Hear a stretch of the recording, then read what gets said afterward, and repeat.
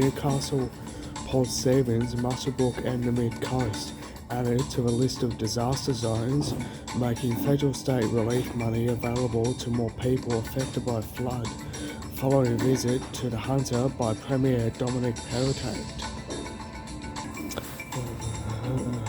Police seeking footage after a Hamilton robbery in the hours of Friday with a 21-year-old employee leaving a Denison Street premises at about 3:20 a.m. A man arrested after allegedly leading Hunter police on a pursuit stretching from Cessnock to Beresfield. A mother of a 6-month-old boy denies striking the baby. Plus heartache for Japan as the Prime Minister Shinzo Abe dies after being shot during a campaign speech in the country. And heartbreak for the Newcastle Knights as they suffer a controversial loss to the South Sydney Rabbitohs at McDonald Jones Stadium.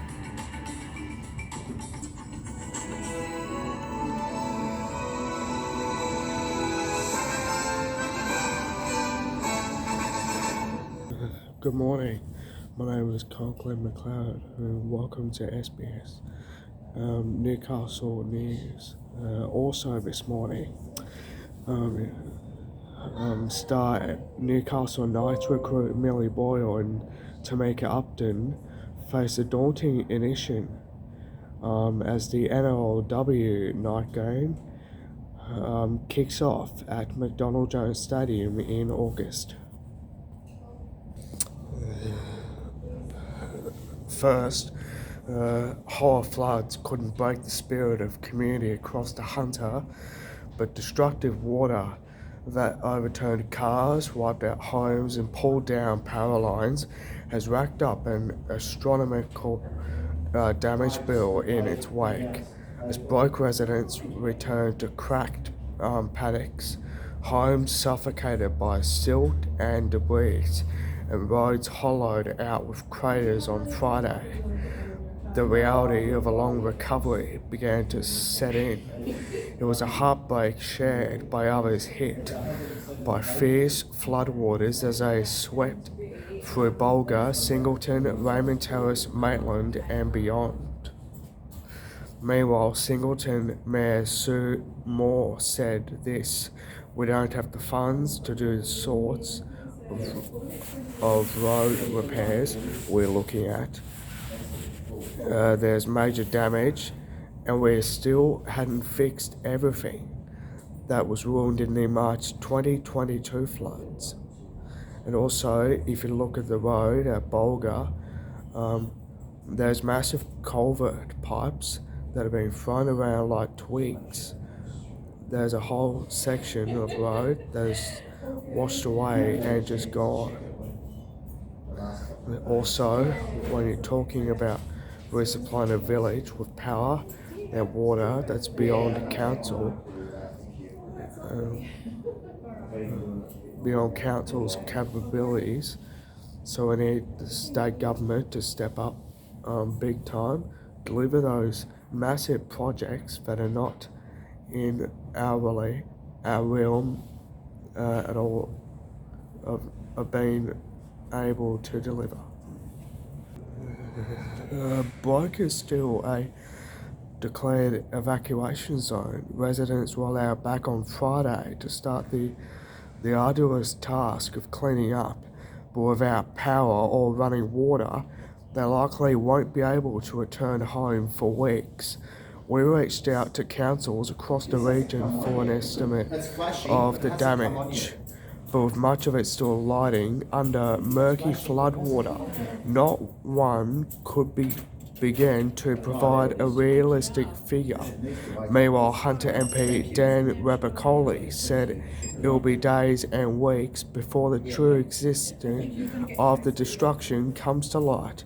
He said this: the repair bill, who knows? People have lost houses. It's not just the infrastructure. It's not the. It's not the. It's not just the infrastructure, but it's priceless. The items, some of them, have lost. The state certainty needs to have a huge part to play in the rebuild. We are one of the biggest growth areas in the state, and we send so much money to Sydney right now. We need it back. The damage is phenomenal, to be honest. We've heard heartbreaking stories from the relief centre at Cessnock. People are banding together to do the best they can to get back on their feet, but the agricultural sector has suffered significant losses as well. Meanwhile, Singleton, New South Wales SES Public Information Officer Simone Merrick said it's a difficult situation, saying this: we're still assessing a lot of the damage for people in Bloke. There are houses inundated and extensive damage. There are multiple power lines down. It's a mess. There's no other way to put it. There's a lot of community spirit supporting each other, but it doesn't make this time any less hard. Meanwhile, in Maitland, 14 teams are working on urgent road repairs, and more than 50 tonnes of asphalt has been used to fill potholes since the start of the week. Road damage was so severe, the council ran out of warning barriers and had to order more. Police are seeking footage after a Hamilton robbery at knife point in the early hours on Friday. A 21-year-old employee was leaving a Denison Street premises at about 3:20 a.m. when approached by a man armed with a knife. The man threatened the employee, demanding to be let inside. He stole cash and ran towards Beaumont Street. Newcastle police established a crime scene and are investigating and appealing the footage of the area around the time.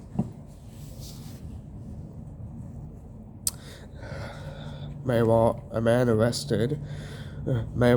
has been arrested after allegedly leading Hunter police on a pursuit stretching from Cessnock to Beresfield.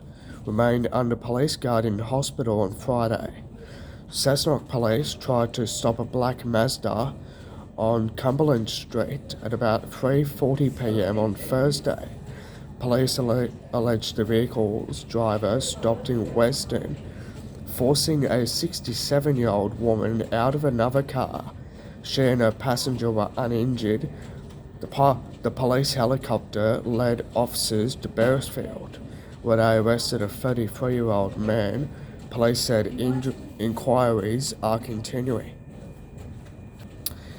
Still in the courts, and the mother of a 6-month-old boy who died after he suffered multiple serious injuries at a house in New Lambton in 2019, has denied that she lost it and reportedly struck and shook the child because he wouldn't stop crying.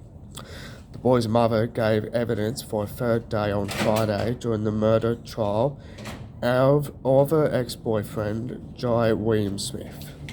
Mr. Smith, who is now 31, has pleaded not guilty to murder but guilty to manslaughter over the death of the baby.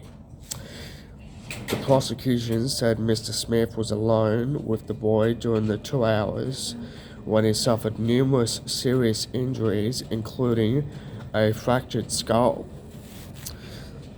But lawyers for Mr. Smith said the boy's mother had repeatedly punched and shook the boy before leaving him with Mr. Smith. They say Mr. Smith was holding the boy when he likely suffered a seizure from the earlier assault and slipped out of Mr. Smith's arms, hitting his head on the ground. Still to come, bees killed right up at an epic centre in Newcastle. Plus, Japan's Prime Minister dies after being shot.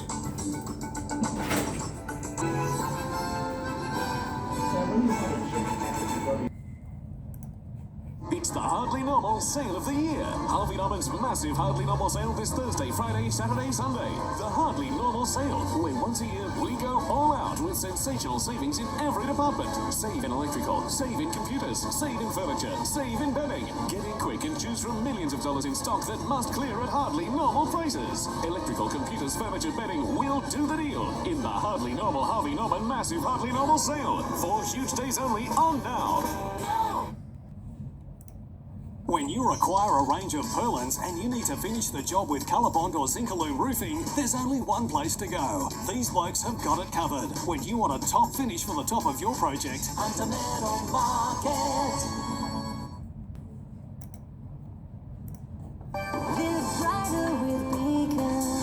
Brighter with the Bright Night Sale at Beacon Lighting. Buy one lamp or pendant and receive 40% off your second from our inspiring collection. Catalogue sale on now.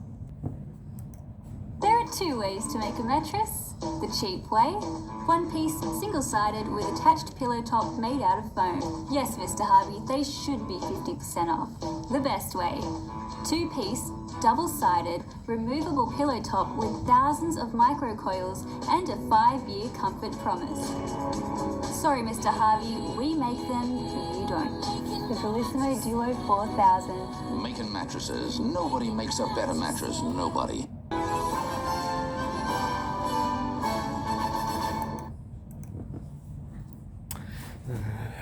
Bee experts believe the deadly varroa mite has been in Newcastle since the summer.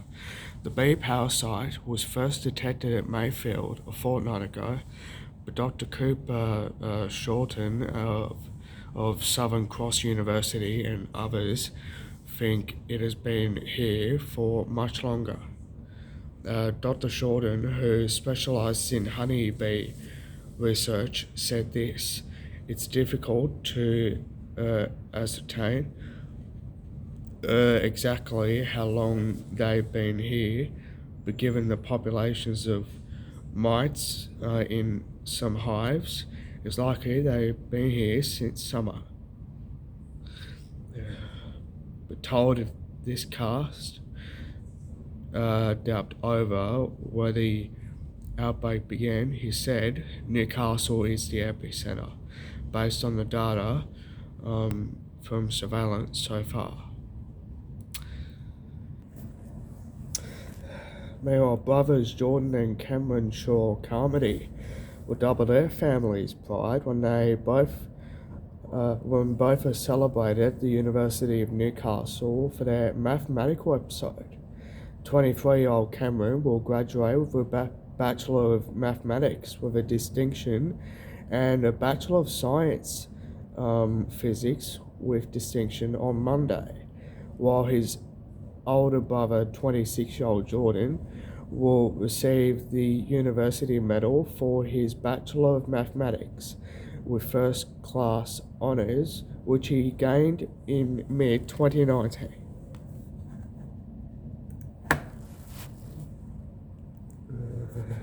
More than 1,000 University of Newcastle students will graduate in 6 mid-year ceremonies held over 3 days at the Great Hall. Students from the Newcastle Business School, School of Creative Industries, Humanities and Social Science, and School of Education graduated in a Friday ceremony.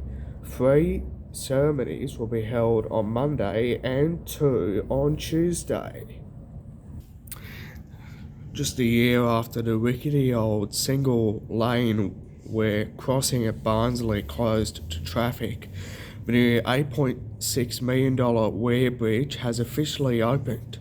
Lake Macquarie City Council Mayor Kay Fraser said she was excited to see the major project come to life. The old crossing had long been a bugbear for locals, experiencing flooding multiple times a year and closing to traffic in moderate rain. It closed when major storms hit the region in March 2021, and rehabilitating it was deemed impractical due to the sheer costs and length of time it would take to repair it. Investigations revealed a range of structural issues, including scur, undermining, and damaged asphalt, that it would have put the public at risk. Meanwhile, Lego enthusiasts of all ages will be out and about in Newcastle this weekend as Newcastle's Brickfest returns for a good cause.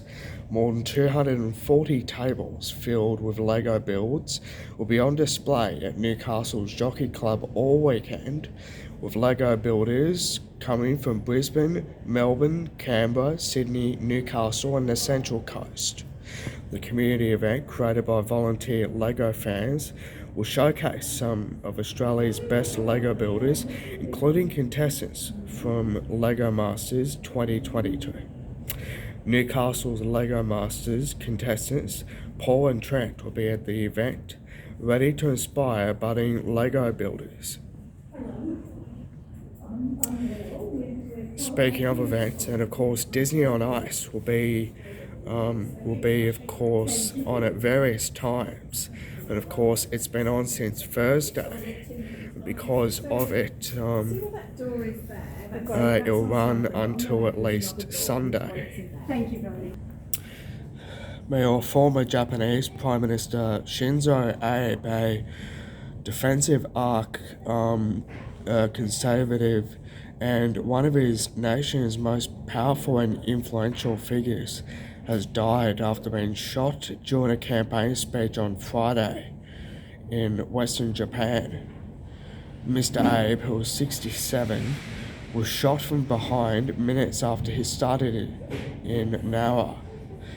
He was airlifted to a hospital for emergency treatment but was not breathing and his heart had stopped. He was pronounced dead later in the hospital. Police arrested the suspected gunman at the scene of the attack that shocked many in Japan, which is one of the world's safest nations and has some of the strictest gun control laws anywhere. Meanwhile, its Prime Minister and his cabinet ministers hastily returned to Tokyo from campaign events around the country after the shooting, which he called dastardly and barbaric.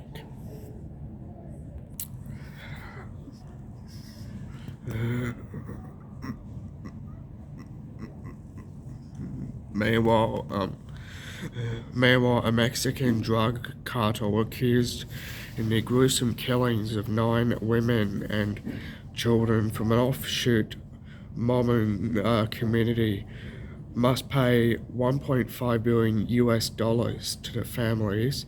A federal judge from North Dakota has ruled. The family members of the victims filed a lawsuit accusing the drug cartel of carrying out the November 2019 attack in Mexico as retribution for their public criticism and protests against the cartel. Cartel members fired hundreds of rounds of ammunition into vehicles and then set them on fire. Mexican authorities said in 2020 that the mastermind of the attack was one of 17 people arrested. Meanwhile, British Prime Minister Boris Johnson has announced his resignation after droves of top government officials quit over the latest scandal to engulf him, marking an end to 3 tumultuous years in which he tried to bluster his way through one ethical lapse against another. Months of defiance ended almost with a shrug as Mr. Johnson stood outside the number 10 Downing Street and conceded that his party wanted him gone. And also, because of it, the race is on for a new leader. Still to come, the Knights suffer a controversial loss to the South Sydney Rabbitohs at McDonald Jones Stadium. And the Knights women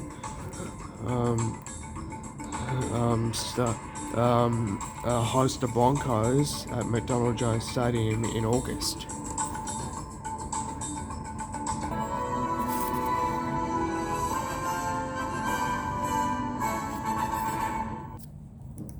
It's the Hardly Normal Sale of the Year. Harvey Norman's massive Hardly Normal Sale this Thursday, Friday, Saturday, Sunday. The Hardly Normal Sale, where once a year we go all out with sensational savings in every department. Save in electrical, save in computers, save in furniture, save in bedding. Get in quick and choose from millions of dollars in stock that must clear at Hardly Normal prices. Electrical, computers, furniture, bedding will do the deal in the Hardly Normal Harvey Norman massive Hardly Normal Sale. 4 huge days only on now. At Jeep, we're committed to the driver with our there and back guarantee, including 5-year transferable warranty, 5-year cap price servicing, and lifetime roadside assist when you service through Jeep. So you can rely on us to get you there and back. Buy in bulk cooking packages just $648 at your Harvey Norman Clearance Centre, Broadmeadow. Get a Robin Hood stainless steel fan forced oven plus electric ceramic cooktop plus slide out range hood, all for just $648. This amazing value bulk shipment pack is now available at your Harvey Norman Clearance Centre, Broadmeadow. Stainless steel fan forced oven, electric ceramic cooktop and slide out range hood, just $648 for the lot. All ovens, cooktops, range hoods and upright stoves on sale now at the only Harvey Norman Clearance Centre in Newcastle and the Hunter. 9 Ways, Broadmeadow. The 4th annual Newcastle Antiques and Collectibles Fair, featuring antiques and collectibles, jewellery, glass and silver, ceramics and furniture, plus vintage fashion. Come in and see what's on offer at the Newcastle Antiques and Collectibles Fair, Newcastle Exhibition Centre.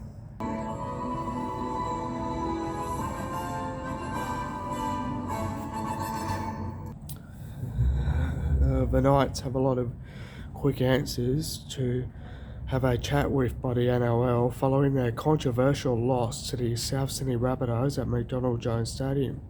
The Knights were doing very well right up in the first half, but up in the second half the Knights produced a fight back or comeback, but it just was not enough.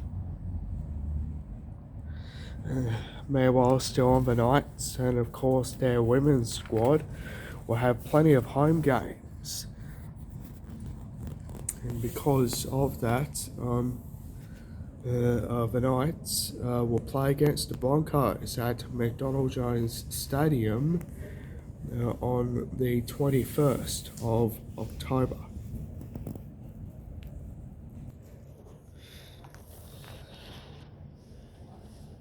Still rugby league and in the Newcastle competition, and it has decided to delay its competition for 2 weeks and potentially forego President's Cup commitments. The mid-season decision comes amid the latest deluge experience across the region, which has yet again impacted fixtures and seen multiple grounds closed due to the floods, with clubs already facing a backlog of games and Newcastle Rugby League postponing this weekend's entire round. Pressure has now been eased somewhat following the campaign's extension for this year.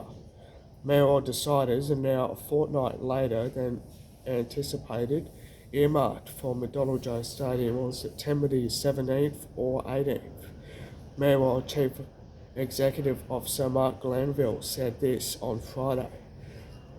It just gives us a bit more time, really. Action from this week has been pushed back from August the 13th, 14th, following what was originally supposed to be the last round.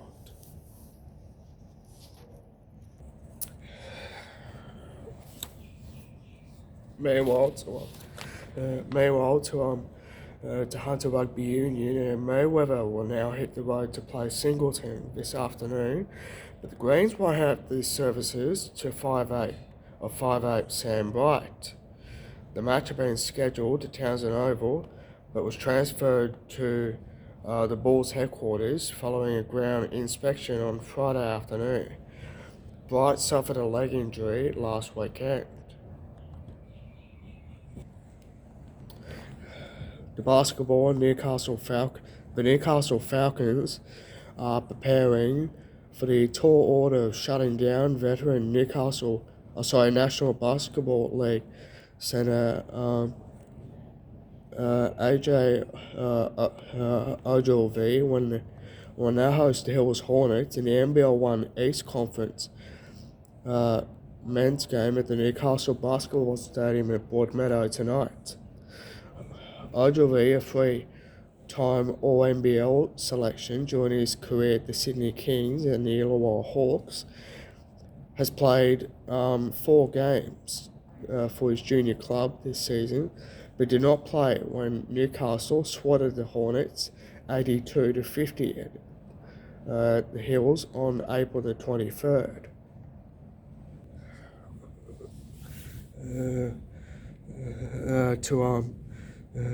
To the Northern New South Wales Premier League, and officials will meet with clubs next week amid uncertainty about how to complete this year's competitions. The most recent deluge across the region has added to an already rain-affected 2022 season, again impacting grounds and playing havoc with a heavily congested schedule. To hockey, and Newcastle hockey player Kai Wilson has been added to the Kookaburras touring party ahead of the Commonwealth Games.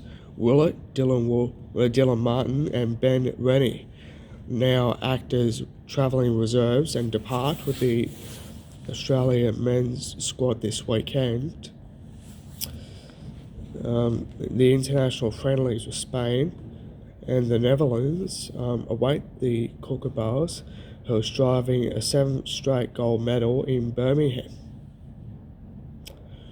Willett's club Norths visit Gosford on Sunday in round 10 of the men's Hunter Coast Premier Hockey League, while Souths tackle West in Newcastle and Maitland host University. To ice hockey, the Newcastle North Stars will be out to retain top spot on the Australian Ice Hockey League ladder when they meet the Sydney Ice Dogs in Macquarie Park tonight. Holding only a 1-point lead over the Sydney Bears and a 2-point buffer over the third place Canberra Brave, a loss for the North Stars at the Macquarie Ice Rink will likely result in either the Bears or the Brave, remaining Canberra claiming top spot. North Stars coach John Candy Jr. said on Friday the side would be in full strength against the Ice Dogs, but the second last place team, who have won only 2 games this season, could not be underestimated. Cardiff coach Danny Priest hopes a week off gives his side an edge over Kalani Vale, but with 7 players out, he isn't banking on too much over an advantage against the undefeated Black Diamond Cup leaders. Cardiff have lost to Kalani Vale twice already this season, including an 89-35 away loss last month. But the Hawks head into today's game up at Pastorville Sports Complex up at Cameron Park after a week off, while the Bombers fought a muddy battle with Turgle Avoca last week, scraping a 23-16 win to extend their unbeaten run to 9 matches. Priest said his side wouldn't be counting on the Bombers pulling their lame from their arduous contest last week, but he hopes the break benefits his side. Meanwhile, Cardiff are equal on points with Telgor Avoca 3 wins behind Kalani Vale, but placed third on for and against. A win could allow them to move into outright second should Telgor Avoca fall to 4th place Newcastle City at Hawkins Oval today. The top 3 sides all have 6 games left to play, while City have 7. Meanwhile, Singleton and Warners Bay's clash at Rose Point Park has been postponed due to flooding, also killing the club's plan 40th anniversary celebrations.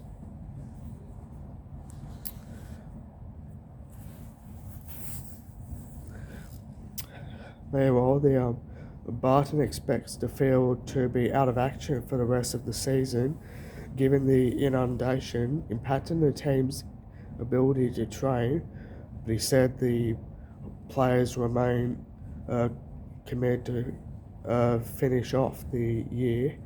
The side's remaining fixtures will be away games. Most of the club's gear have been shifted off the ground. The clubhouse have been partially submerged and was yet to be inspected on Friday. Let's have a look at the weather now. And it's a maximum of 17 for Newcastle, and of course it'll be mostly sunny today with a 20% slight chance of a shower in the late afternoon and evening. And of course it'll be 17 for both Toronto and Wallsend as well. It will also be okay for the Hunter. It'll be mostly sunny, but it could have 40% medium chance of showers along the coastal fringe. Mostly likely in the evening. There's a near zero chance of rain elsewhere.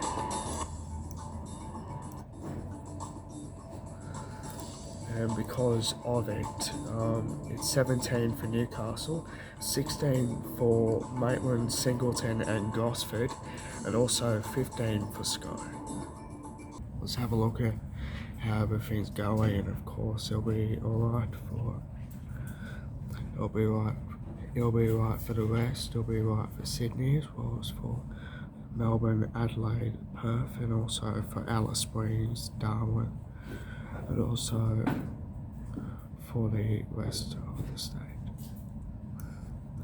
Go to the tops of New Zealand now, and also it'll be right for Christchurch, Wellington, and also for Auckland, as well as Dunedin.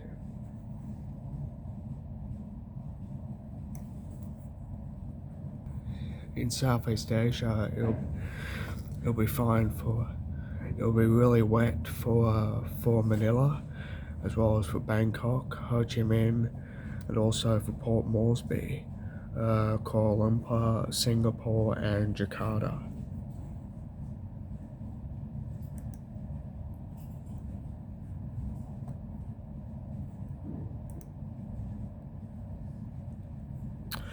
To Asia now, and it will be alright for Tokyo, Seoul, Shanghai, Hong Kong, Beijing, as well as Dhaka and Kathmandu.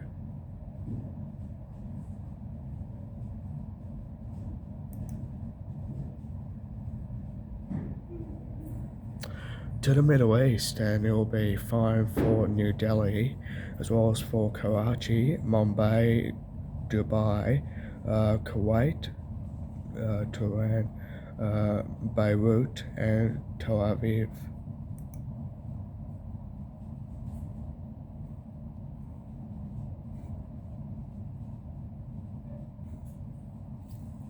In Asia, it will be fine for Beijing, Seoul, Tokyo, as well as for Hong Kong and Shanghai. To the Middle East, it will be alright for New Delhi. To Europe, it will be alright for Moscow, Athens, Berlin, Oslo, Dublin, Lisbon, Rome, Paris, and London.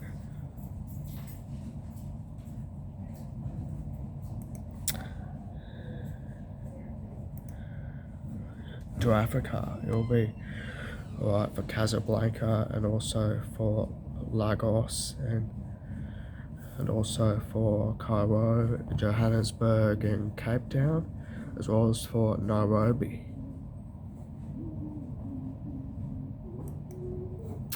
In South America, it will be alright for Santiago, Lima, Buenos Aires, Rio de Janeiro.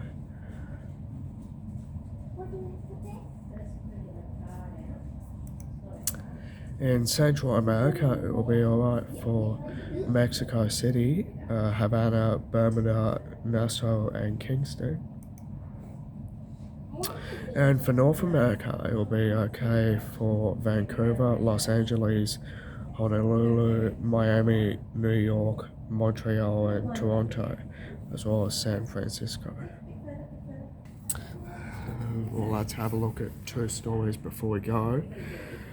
Of course, US basketball star Brittany Griner has pleaded guilty to a drugs charge in a Russian court, but denies she internationally broke the law. Griner was speaking at the second hearing of her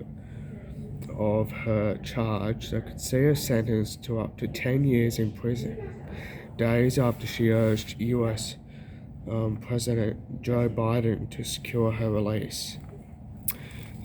Meanwhile, former Minneapolis police officer Derek Chauvin, convicted last year of murdering George Floyd, has been sentenced to 20 years and 5 months in prison on separate federal charges of violating Mr. Floyd's civil rights during the deadly May 2020 arrest. And sad news, as American actor James Caan, better known for his work as the hot-tempered Sonny Colleen in the epic mafia film The Godfather, has died at the age of 82. No cause of death has been provided as yet, but Caan was nominated for an Academy Award for his Best Actor for his portrayal in the role. His career spanned 6 decades, including a broad range of roles.